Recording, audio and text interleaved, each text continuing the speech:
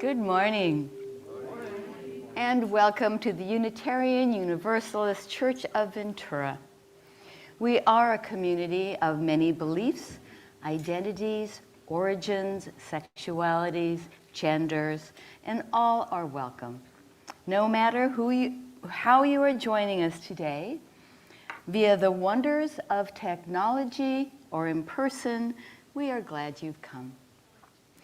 I'm Worship Associate Celia Ortenberg, and I am joined by Worship Associate Sue Brinkmeyer in facilitating today's service.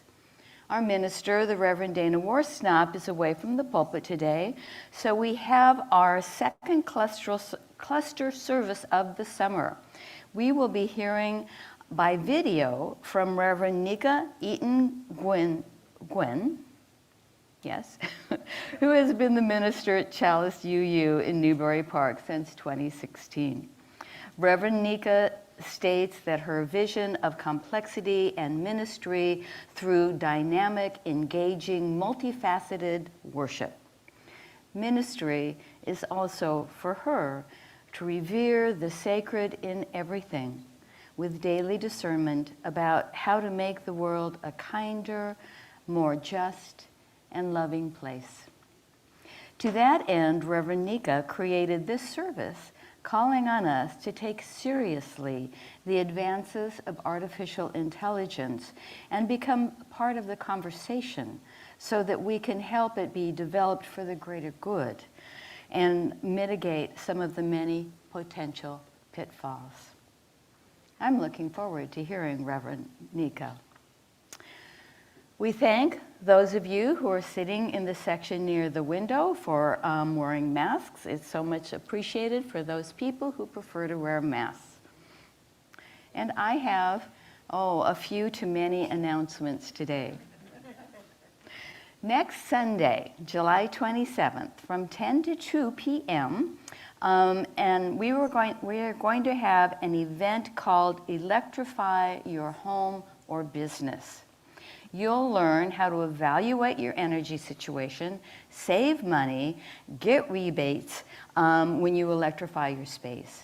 Heat pumps, water heaters, cooktops, electric dryers, solar window film, solar panels, battery storage, and electric cars and bicycles will all be covered. To get your tickets for a free lunch, or a Zoom link, if you can't come in person, you can register today at the connecting table. Also, there will be a men's potluck on Tuesday, July 30th from 6 to 9 p.m. All men are invited. Women comes next, right? All men are invited, and you can bring a neighbor or a coworker or a friend to join you. See Michael Axevan if you have any more questions. Now, women are invited for a potluck on Wednesday, July 31st. Save the date for further details that will follow. Circle dinners are coming. All interested in either hosting or bringing a dish can see Susan Frensblau at the connecting table about the circle dinners. Kathy Swift and Barbarella West are hosting an auction event next Saturday after the Electrify event called Raising Our Interconnective Essence Through Music, a sound bath and dance party.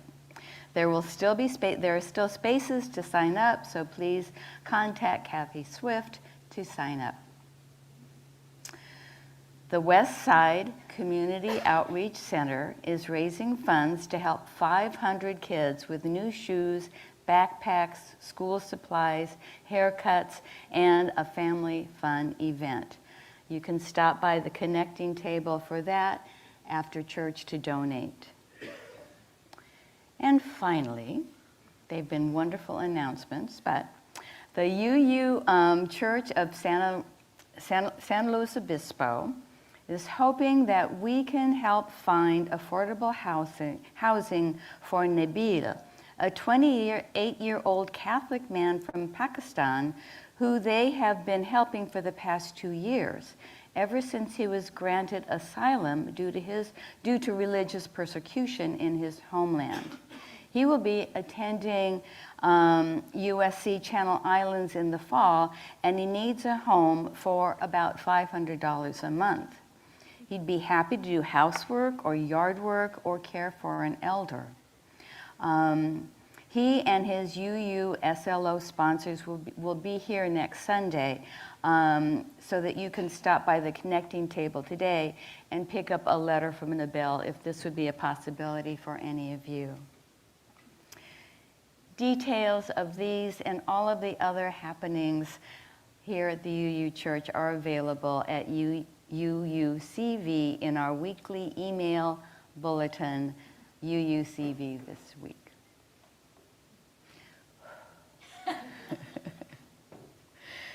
Now bring what is yours, a burdened heart, a joyous song, a wearied spirit, a seeking mind, and let us enter sacred space.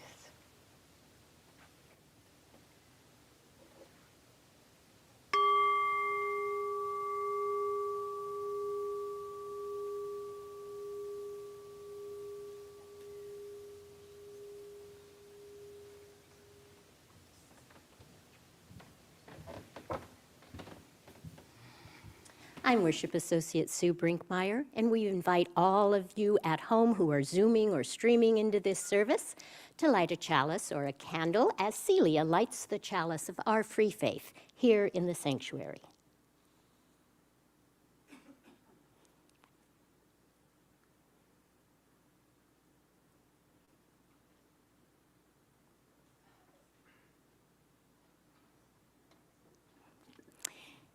We begin our service with these words from Pat Uribe Lichty.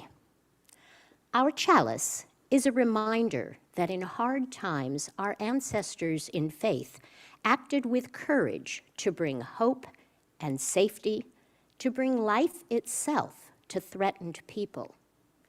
May our chalice today be a reminder of who we are called to be in a world still dangerous and despairing.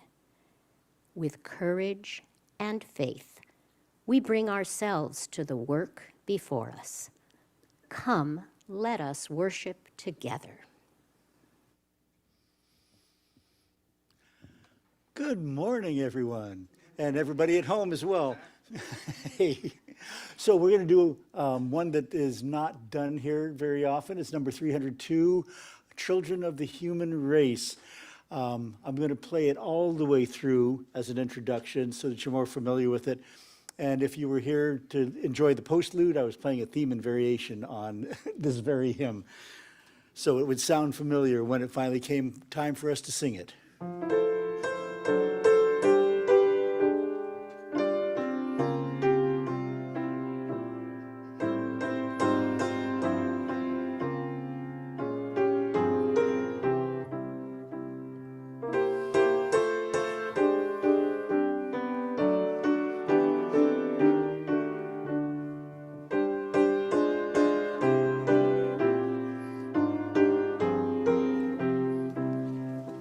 I invite you all to rise in body or in spirit.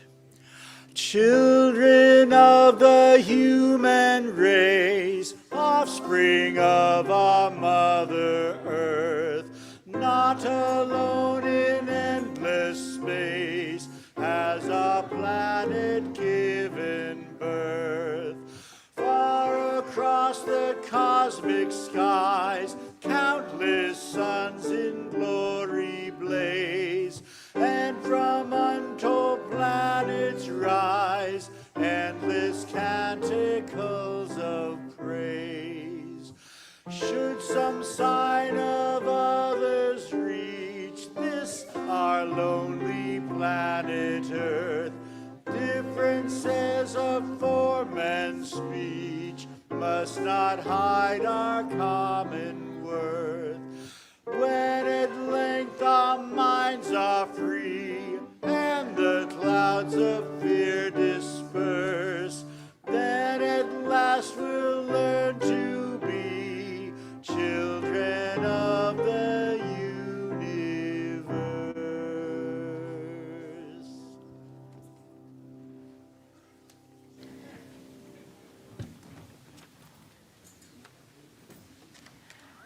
I don't see any children out there. Are there any children that can come forth?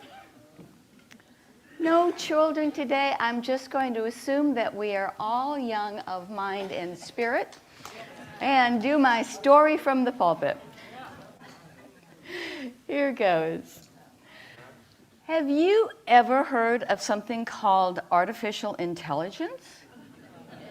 Some folks call it AI, and I'll tell you a bit about what it is, in case you don't know. Imagine that you have a really smart robot. This robot can learn things that it sees and hears just like we do. It's like when you teach your pet to sit down and shake hands, but this robot can learn lots of different things, and it can even help people with some tasks. It's like having something that is super clever and always willing to help out. Hey, Siri. So I have a fun little story about a robot. Here goes. Once upon a time, in a magical land filled with animals and colorful flowers, there lived a robot named Robbie. Robbie wasn't just an ordinary robot. He was special because he could learn just like me and you. One day, as he was strolling through the enchanted forest, he heard a distressed quacking sound. Following the noise, he discovered a family of ducklings in a bit of trouble. The ducklings couldn't find their way back to the pond, and Mama Duck was getting worried. With his shiny metal body and blinking lights, Robbie approached the feathered families. "Don't worry, I can help you find your way home," he said with a friendly little beep. Robbie spent the day learning the language of the ducks, quacking and waddling around with the little ones. With his newfound duckling dialect, Robbie led the ducklings through the twists and the turns of the forest, finally reaching the sparkling pond just as the sun set. Mama Duck was overjoyed and honked in gratitude. "You're a true friend, Robbie," she honked. Word of Robbie's helpful nature spread throughout the forest, reaching the ears of a wise old tree named Grandpa Oak. Grandpa Oak was feeling a bit lonely because the other trees didn't talk to him. They were busy with their leaves and their branches and the wind, and Grandpa Oak wanted someone to share stories with. He'd been around for so long.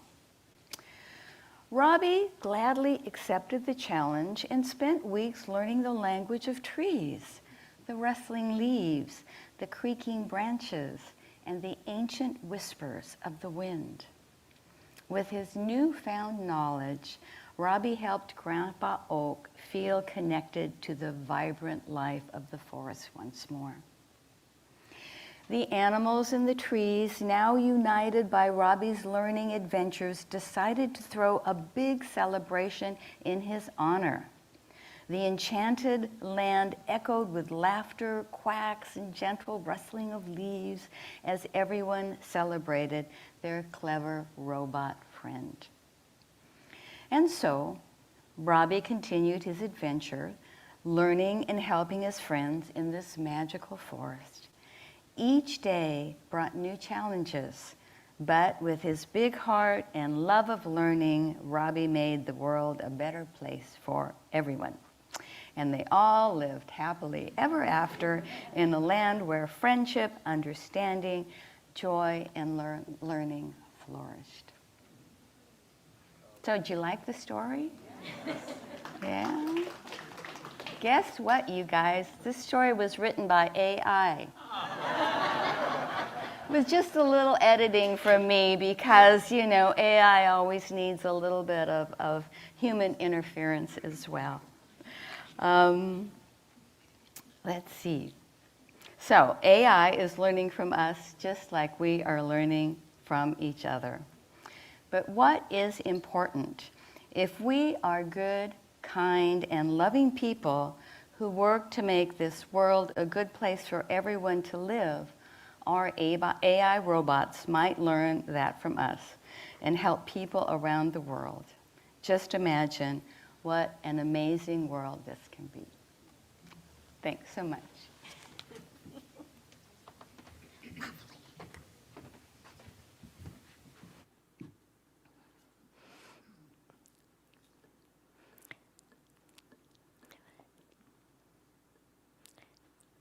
So each Sunday, this congregation does act to build a better world by donating our collection to an organization that helps folks in our own congregation or helps folks outside our church walls.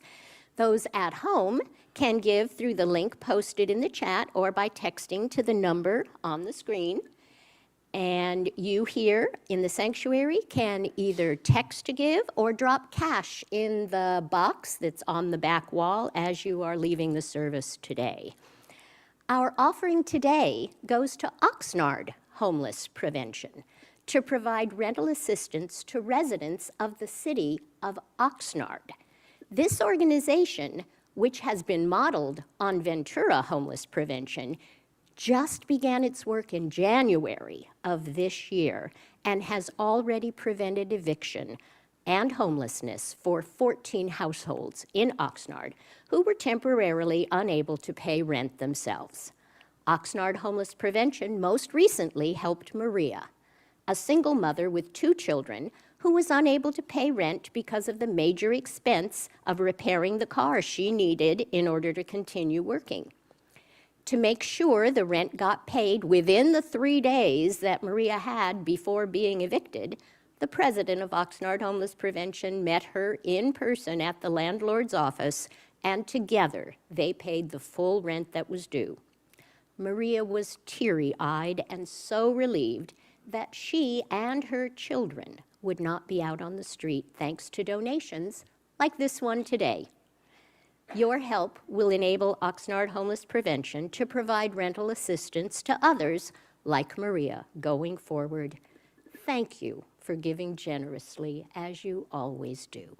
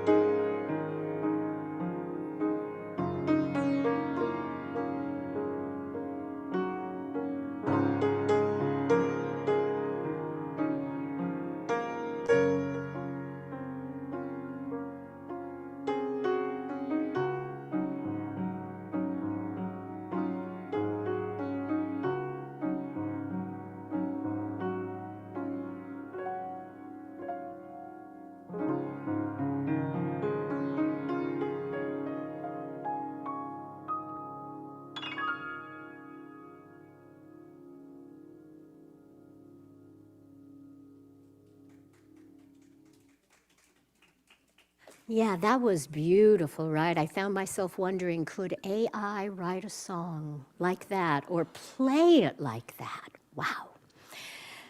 We are grateful for the generosity of this congregation. It's a key ingredient in the interconnected tapestry of love we weave together as we try to build a better world.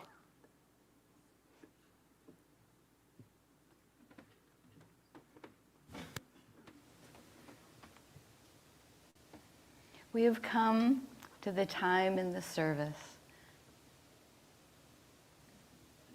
When we come together each week in this service, this was rewritten. AI, I think, got into here.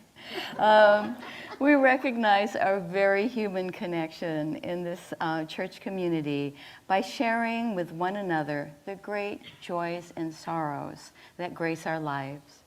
We place a stone in the water as each is shared, and the ripples that go out represent the way that something that touches the heart of each of us travels throughout the community to touch us all.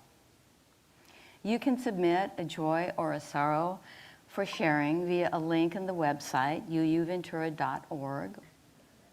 I invite you now to speak into the gathered community or write into the Zoom chat the names of those you wish to celebrate, memorialize, or bring into the loving embrace of this open-hearted community.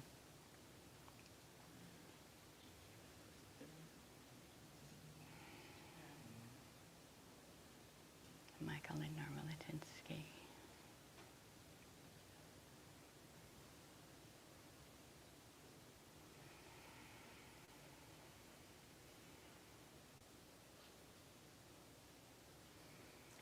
Sue will now place one final stone in the water for all the joys and sorrows just shared and those yet unspoken in the silent sanctuary of our hearts.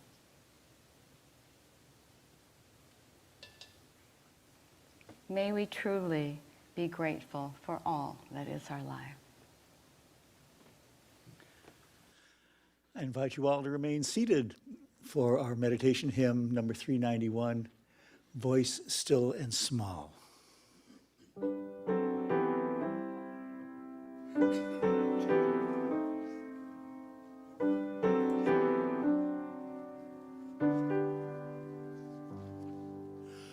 Voice still and small, deep inside all, I hear you call, singing.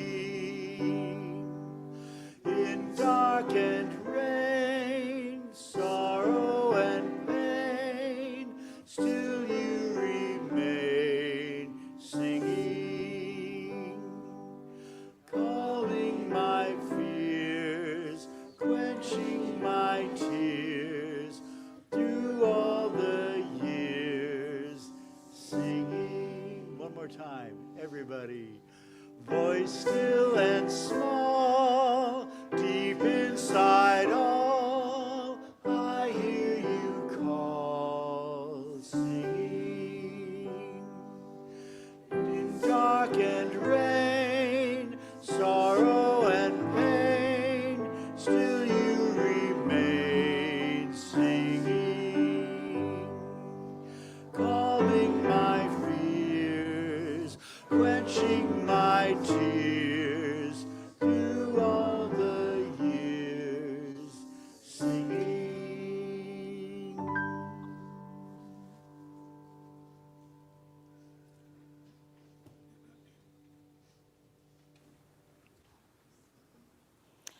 Our reading today is adapted from a longer piece by Adaku Uta.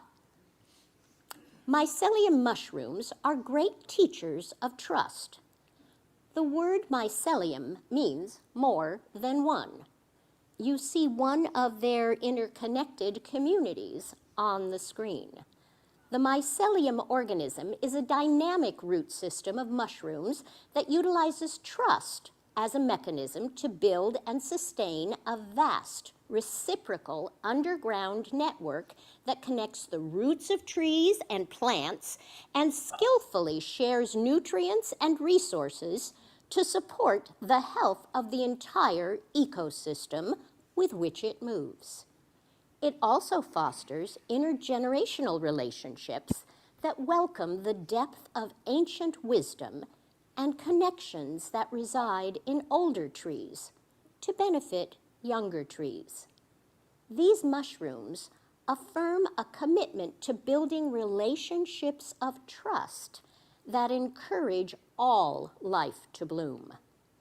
It takes courage to bring our trust forward and invite another person, or perhaps another way of being, to meet us there. This sometimes sure, often shaky surrender is an opportunity to discover something deeper than the confines of our own individual experience, a catalyst to grow beyond ourselves, to find the places where love can exist even when we are unsure of the destination, to be brave enough to look with a wider focus, often unseen with a singular lens. Trust intercepts blame and attack and invites compassion to take the lead. It takes the time to ensure that practices are aligned with values. In times of crisis, without being foolhardy, it is open to our imagination's harvest and a possibility filled with hope, care, and inspiration.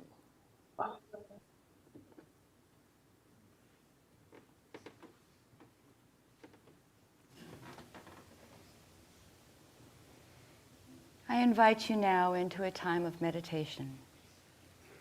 Get comfortable in your seats. You may soften or close your eyes. Let the week before you and the week behind slip away to arrive into this present moment. Consider, if you will, what it is that connects us. That unseeable, untouchable force that brings us into deeper relationship. Some call it spirit, some call it love, some might call it trust.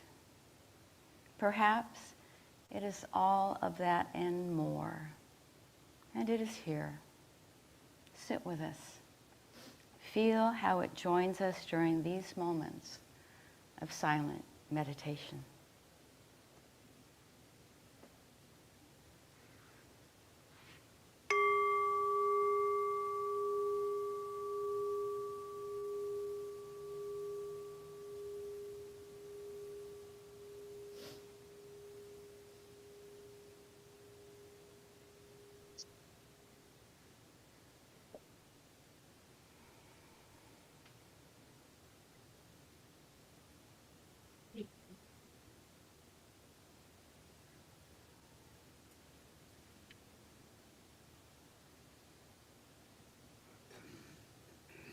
Oh, come on, come on. Oh, gosh.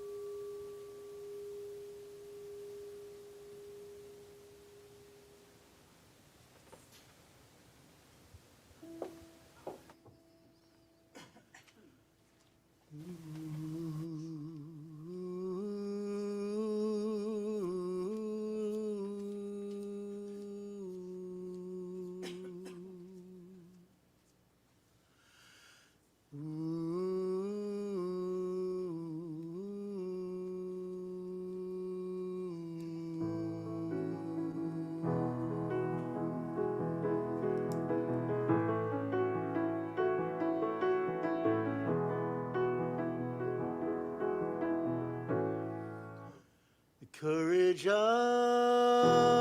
a dreamer, the innocence of youth, the failures and the foolishness that lead us to the truth. Hopes that make us happy, the hopes that don't come true, and all the love there ever was. I see this all in you.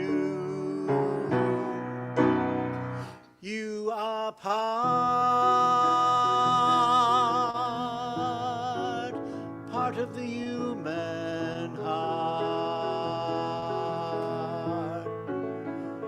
You are part of all who took the journey and managed to endure. The ones who knew such tenderness, the ones who felt so sure, the ones who came before you, the others yet to come, and those who you will teach it to, and those you learned it from. You are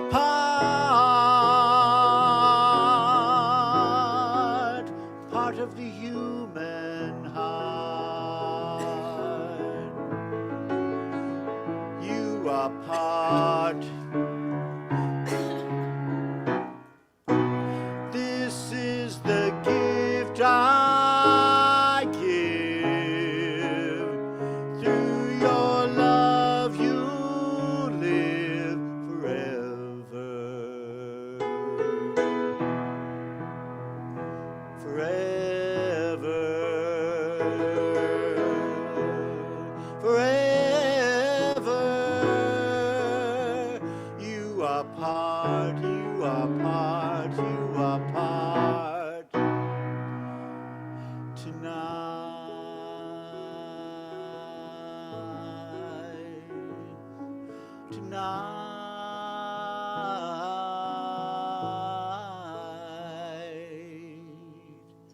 part of the human heart.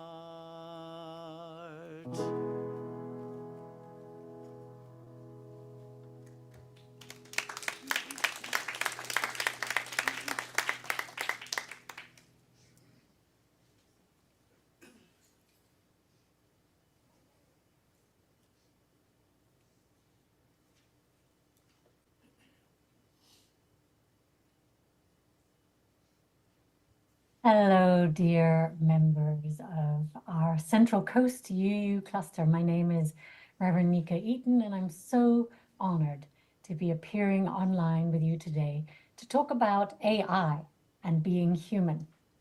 I serve Chalice Unitarian Universalist Fellowship in Thousand Oaks. So last summer, I went to see ABBA in concert in London. ABBA, you may ask?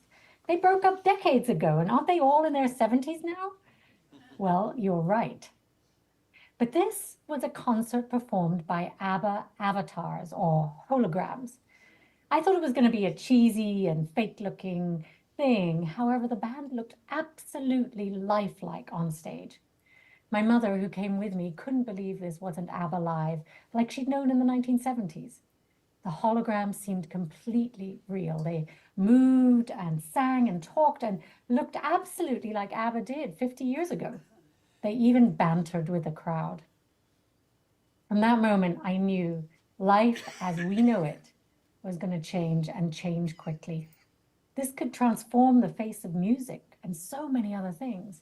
If we can have holograms of musicians keeping the originals alive and youthful indefinitely, we could have bands touring simultaneously all over the world, no matter what their current age or capacities, and they could be immortalized.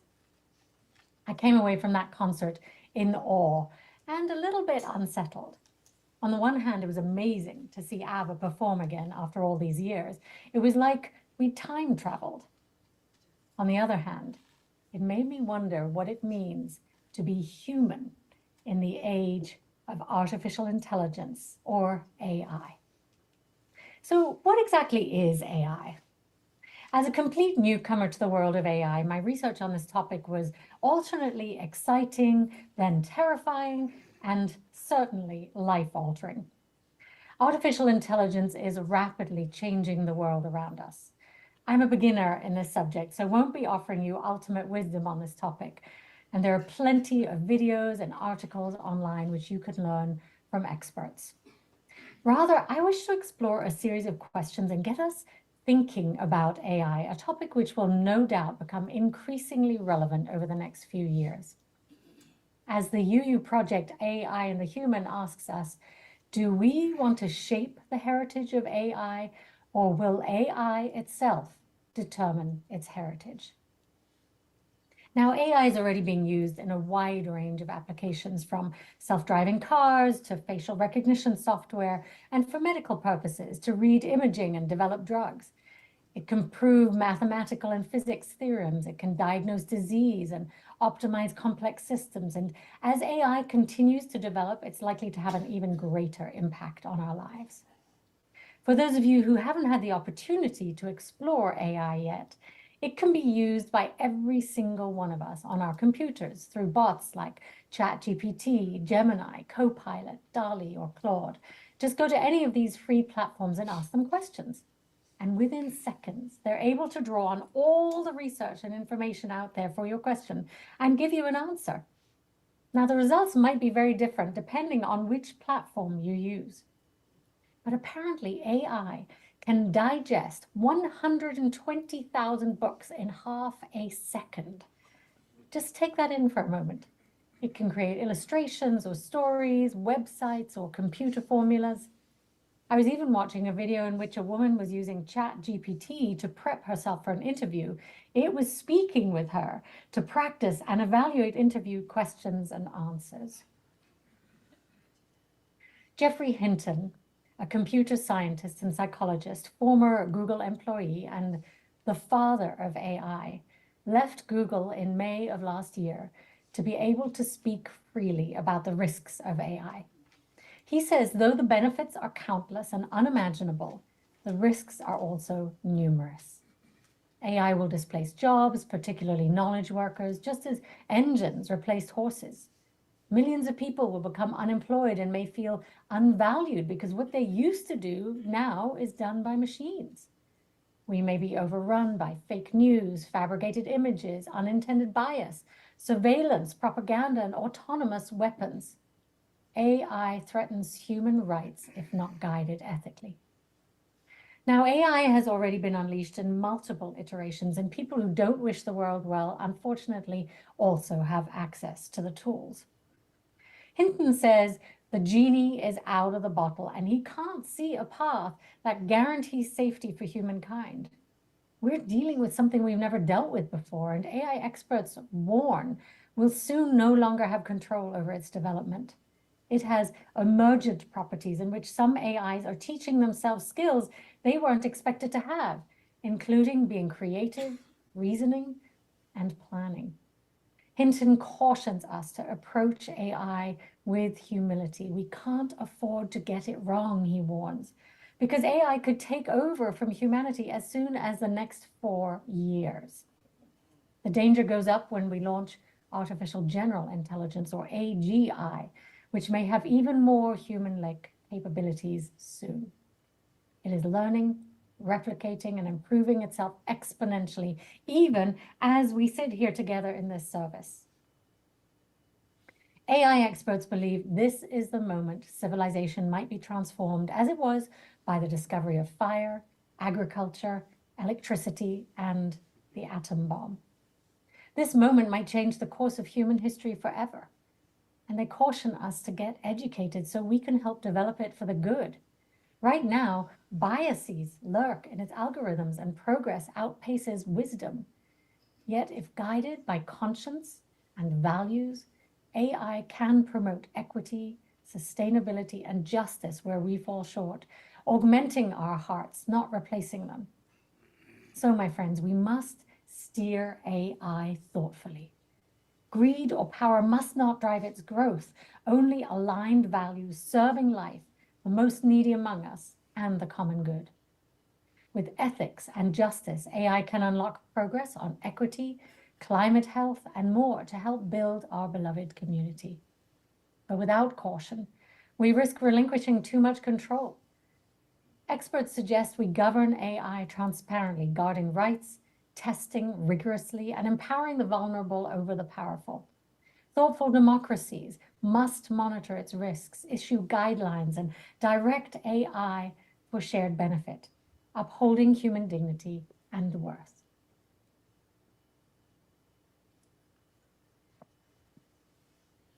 Sundar Pichai, CEO of Google and Alphabet, says, AI will be as good or evil as human nature allows. He asks us to consider the important question of how you develop AI systems that are aligned to human values. But first, how can AI help humanity? Now, there are many promising ways if it is steered positively. Imagine a future where AI tutors adapt learning to every student's strengths, unlocking the potential of all children worldwide and making quality education more accessible to all. A future where AI helps us transcend national divisions through understanding diverse perspectives, building bridges of compassion. A future where AI counselors provide free advice to all, intelligently tailoring treatment to each person's emotional needs. Imagine improving healthcare by analyzing medical data for more accurate diagnoses, personalized treatments, and accelerated drug development. Envision increasing food production, reducing waste, and developing innovative food solutions to help end world hunger. Or how about mitigating climate change by moderating climate data, optimizing renewable energy systems, and tracking sustainability? AI can automate time-consuming tasks and enable new discoveries not possible by human effort alone. AI can increase the safety, efficiency, and accessibility of transportation. It could empower physically challenged people through AI assistance and new options for communication, control, and independence.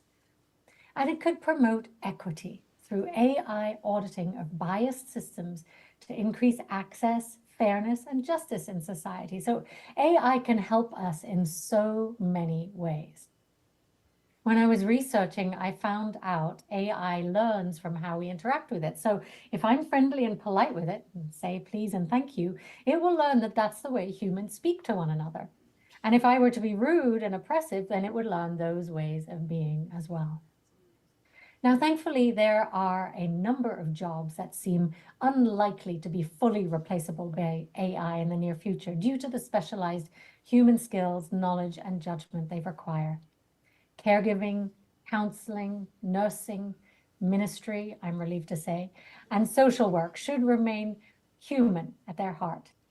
These are roles where interpersonal, social, and emotional skills are needed and where conscience and presence matter most. Now, whether for children, elderly, vulnerable, or the infirm, the compassion and human touch of caregiving is irreplaceable. Medicine is also an art that requires human attention. Creative jobs like artists, musicians, chefs, writers, hairdressers, and designers require highly subjective and creative human abilities that current AI cannot match. Politicians and public representatives are less likely to be replaced either, since democracy depends on elected officials who reflect collective human perspectives, values, and public accountability, which AI lacks.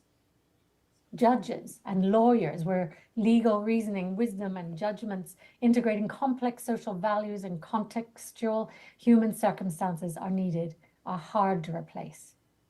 Teachers, who combine knowledge, communication, psychology, creativity, and interpersonal understanding in nuanced interactions are vital. Researchers, scientists, and academics with the ability to ask insightful questions, make intuitive leaps, and discover wholly new knowledge seem distinctly human. AI can be an asset and help with a lot of these professions, but not a wholesale replacement. So in essence, many jobs involving the full range of human, social, emotional, spiritual, and creative abilities are unlikely to be fully automated by AI anytime soon. But AI will increasingly transform how these jobs are performed to enhance the uniquely human elements. So what does it mean to be human in the age of AI? Let me have a sip of water first.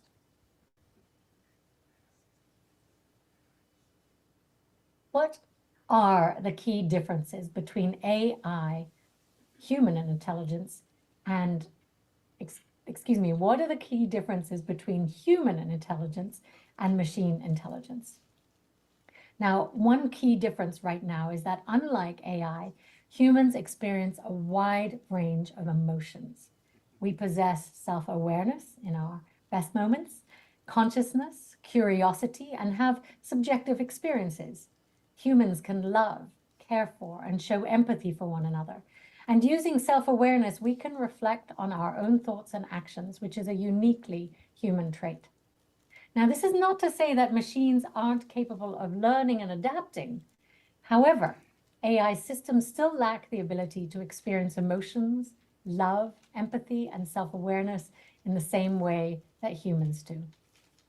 Another key difference is that humans are creative and imaginative. Humans can create art, music, literature, dance, and innovative solutions that are often driven by emotions and inspiration. And though AI can generate creative content as well, their creativity is typically limited to the data that they've been trained on, and so is mostly derivative. Humans are also able to make moral and ethical decisions. Most humans have an innate sense of right and wrong and are able to make moral judgments even in complicated and uncertain situations. We can hold paradox, ambivalence, and complexity, and we understand nuance and can adapt to new environments and challenges. AI systems can be programmed to make moral and ethical decisions, but they don't have the same innate sense of right and wrong as humans do. And as a result, AI systems may make decisions that are inconsistent with our values or that have unintended consequences. Humans, of course, also have a deep need for social interaction and touch, forming bonds, connections, and relationships that machines simply cannot replace. With our social intelligence, we're attuned to social emotional cues in one another, allowing us to communicate, collaborate, read, and understand people's motivations. AI has very minimal social intelligence currently and lacks emotional awareness. Plus, let's not forget humans' amazing physical bodies. We experience sensations, including taste, touch, sight, sound, and smell that significantly enrich life. We can experience pleasure and pain. We also have gut instincts and can act on intuition. And these are currently beyond the capabilities of machines. And of course, we humans have spiritual and philosophical perspectives on life, contemplating the concept of a soul or inner self, consciousness, or even a god or gods have been the subject of philosophical and theological debates for centuries. Can AI ever truly understand life's meaning and purpose? Its intelligence posits ideas, yet the deepest truths require judgment, wisdom, life experience, and heart.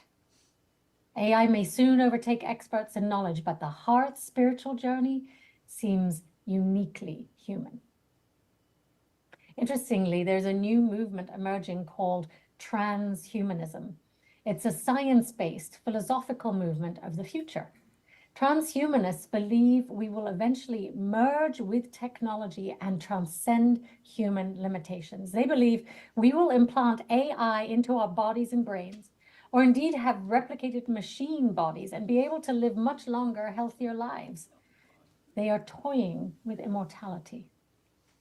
But would these benefits only be available to the wealthy or developers of AI? We need to be attentive to such inequities. Now, whether or not AI will become conscious is a question that's been debated by scientists, transhumanists, and philosophers for many years. And there's no definitive answer yet, as we don't fully understand what consciousness is or how it arises. Some experts believe that consciousness is simply a product of complex information processing and that AI systems will eventually become conscious as they become more sophisticated. Ray Kurzweil, a lifelong Unitarian Universalist who's an inventor, transhumanist, and AI developer, believes AI will become conscious eventually. Now, others think consciousness may have a spiritual dimension in that AI systems will never be able to truly experience consciousness in the same way humans do. But there is evidence to support both views. On the one hand, AI systems are already capable of performing many tasks that were once thought to require consciousness, such as playing chess at a grandmaster level or translating languages instantly with high accuracy. On the other hand, AI systems still lack many of the key features of consciousness, such as self-awareness, emotions, and subjective experience. If AI does become conscious, it will raise a number of ethical and legal questions. For example, should conscious AI systems be granted the same rights as humans? How can we ensure that conscious AI systems are used for good and not for harm? These are complex issues we're going to need to grapple with as AI technology continues to develop. I'm reminded of one of the founders of Unitarianism, William Ellery Channing, who in the early 1800s said, "Difficulties are meant to rouse, not discourage. The human spirit is to grow strong by conflict." So if guided ethically, AI can rouse human progress like never before. Unitarians have long walked with science and reason, from Darwin's revelations to the computing revolution. We know truth emerges in fits and starts and is always evolving, revealed by evidence, and as Emerson said, through the fire of experience. Yet we must also heed the wisdom of Mahatma Gandhi, who said, "The future depends on what we do in the present." The future depends on what we do in the present, and AI comes with profound risks we cannot ignore. Consider China's authoritarian use of AI surveillance against minorities, or lethal autonomous weapons devoid of conscience. If profit and power alone drive AI, we may forfeit the future we want. My friends, the lessons of history must enlighten our path. I think of my great-grandmother, born in 1880, whose small town first got electricity. Many initially feared electricity, believing it unnatural, playing God, but wisely managed it, transformed life for the better. The same wisdom must guide us with AI's capabilities, powering progress while preventing harm. So what role will AI play in writing the next chapter of humanity? What will be its heritage? Will thinking machines transcend biases and work tirelessly to heal division and create a more peaceful world? Oh, I hope so. Or will AI reflect the worst of human instincts, greed, fear, and aggression? Friends, both futures are possible. AI holds potential for great progress and grave peril. We must proceed together wisely. So what is our role as wise humans? First, we need to be mindful of the potential risks and benefits of AI. For example, just around the corner, our presidential election will be hugely impacted by the quickly emerging capacities of AI. There will be fake videos, perhaps holograms at rallies, and disinformation to extent we cannot even imagine yet. How will we tell truth from fiction? How will we safeguard our democracy?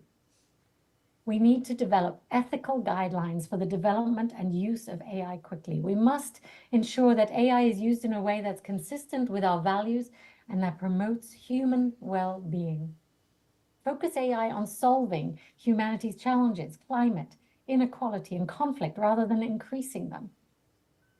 Finally, it means we need to embrace our own humanity.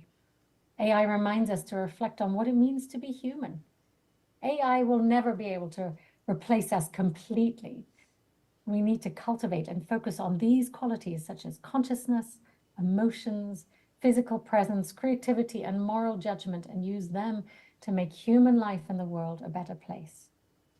So what is our role as Unitarian Universalists as AI develops?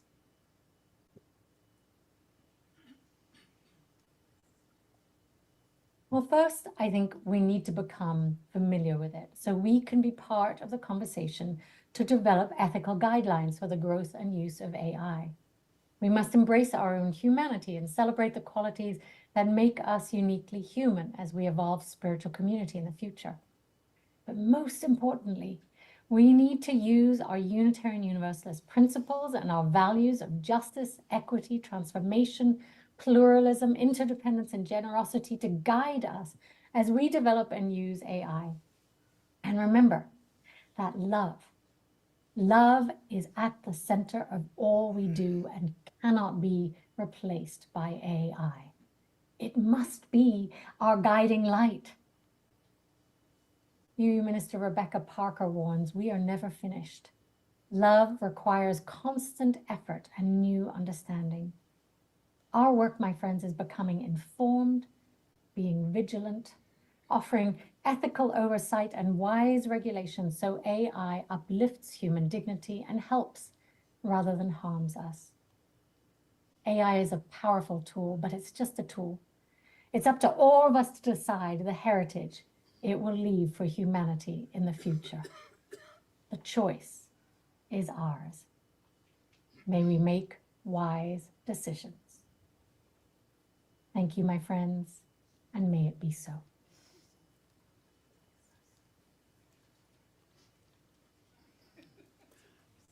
Well, I invite you all again to rise either in body or in spirit. As we turn to number 1018, Come and Go With Me, and we may all sing with gusto.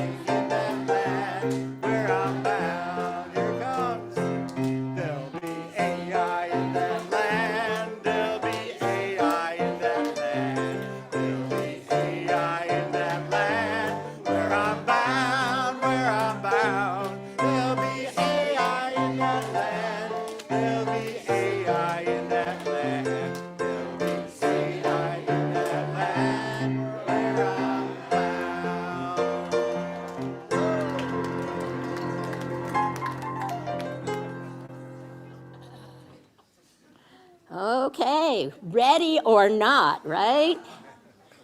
Oh, please join me in reading the words on the screen as we prepare to extinguish our chalice. We extinguish this flame, but not the light of truth, the warmth of community, or the fire of commitment. Those we carry into our lives until we are together again. All of you here in the, oops, sorry. I'm talking over the chalice, forgive me. Thank you. All of you here in the sanctuary today are invited after the service for coffee, tea, bagels, and conversation in our community hall through both sets of doors. Also, all of you, especially visitors and guests, are invited to stop by our connecting table for a chat, or donate for school supplies for kids on the west side, or sign up for lunch or the Zoom link for the Electrify Your Home and Business that will be here next Saturday, or to learn more about Nabil, the young man from Pakistan who is hoping we can help him find housing. Next to the connecting table is the welcome table, where a member is available to discuss our church, our faith, as you wish. Finally, I remind you that as you leave today, you are welcome to drop a donation in the back for Oxnard homeless prevention. And of course, those of you on Zoom, we invite you to stay around for a breakout room or to visit with those of us in Berg Hall via Zoom.